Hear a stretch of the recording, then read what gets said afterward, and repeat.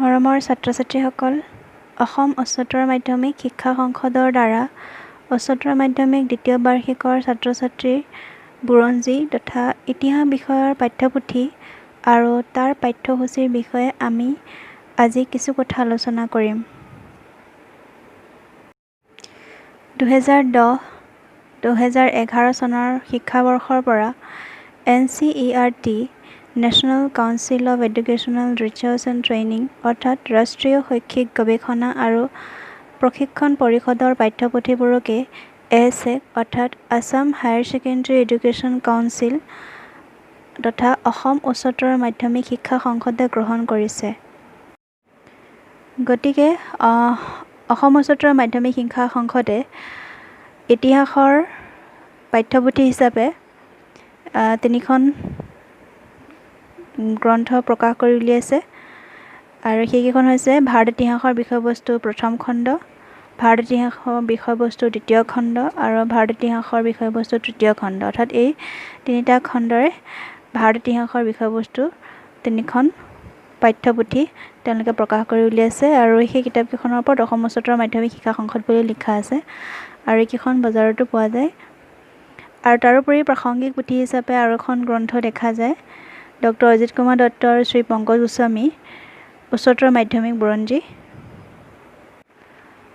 Syllabus বা পাঠ্যসূচীৰ অন্তৰ্গত মানচিত্ৰ কাৰ্য অধ্যয়নৰ বাবে তোমালোকে নতুন অসমীয়া মানচিত্ৰখন ল'ব লাগিব, নাইবা অক্সফৰ্ড স্কুল এটলাছ ল'ব লাগিব, যাতে তোমালোকে মানচিত্ৰ বিষয়ে অধ্যয়ন কৰিবলৈ সুবিধা হয়।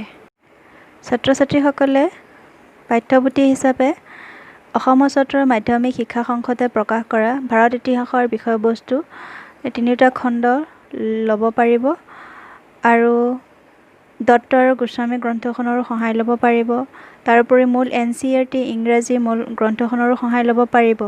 কিন্তু সংসদৰ দ্বাৰা প্ৰকাশিত 3টা খণ্ডৰ কিতাপ 3খন মূল পাঠ্যপুথি হিচাপে ল'ব লাগিব আৰু বাকীবোৰ প্ৰাসংগিক পুথি বা পাঠ্যসূচীৰ লগত জড়িত বিষয়সমূহৰ সহায়ক হোৱাকৈ আৰু উচ্চমানৰ অধ্যয়নৰ বাবে যিকোনো প্ৰাসংগিক পুথি অধ্যয়ন আৰু ব্যৱহাৰ কৰাত কোনো বাধা নাই, বৰঞ্চ ইয়ে তেওঁলোকক অধ্যয়নৰ স্পৃহা বৃদ্ধি কৰিব বুলিহে ক'ব পাৰি।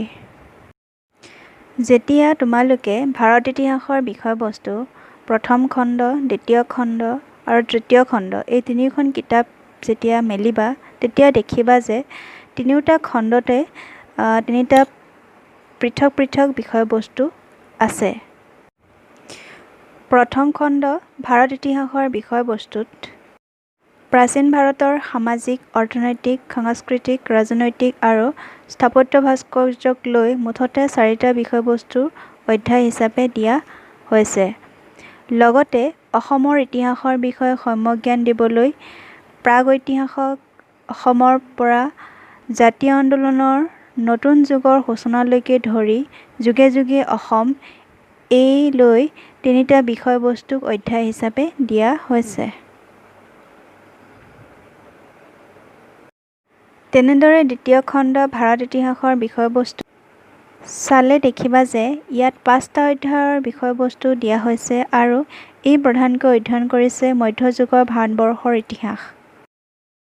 ভাৰত ইতিহাসৰ বিষয়বস্তু তৃতীয় খণ্ডত আধুনিক ভাৰতৰ ইতিহাসৰ বাবে মুঠ 6টা অধ্যায়ৰ বিষয়বস্তু দিয়া হৈছে। এতিয়া চূড়ান্ত পৰীক্ষাৰ নম্বৰ বিভাজন আৰু সময় হিচাপে হ'ব এখন পেপাৰ, সময় থাকিব 3 ঘণ্টা আৰু মুঠ নম্বৰ থাকিব 100। প্ৰথম খণ্ড স্থাপত্য প্ৰাচীন ভাৰত আৰু যুগে যুগে অসমৰ পৰা আহিব 35 নম্বৰ, দ্বিতীয় খণ্ড মধ্যযুগৰ ভাৰতৰ পৰা 25 নম্বৰ, তৃতীয় খণ্ড আধুনিক ভাৰতৰ পৰা 30 নম্বৰ আৰু মানচিত্ৰ কাৰ্য 10, এই মিলি মুঠতে 100। বৰ্তমানলৈকে এই ধৰণে পাঠ্যসূচী আৰু অধ্যায় অনুসৰি পৰীক্ষাৰ নম্বৰ বিভাজন আৰু সময় হিচাপে লৈ আমি অধ্যয়ন আগবঢ়াই নিব লাগিব। মানচিত্ৰ বা মেপ ৱৰ্কত তোমালোকে পাঠৰ লগত সংগতি ৰাখি দিয়া মেপসমূহ অধ্যয়ন কৰিব লাগিব। এটলাছৰ জৰিয়তে মেপ অংকন কৰিবলৈ শিকিব লাগিব। কোনো অঞ্চলৰ মেপত অৱস্থান, চাৰিসীমা, ভৌগোলিক অৱস্থান নিৰ্ণয়ৰ ক্ষেত্ৰত গুৰুত্ব আৰোপ কৰি শিকিব লাগিব।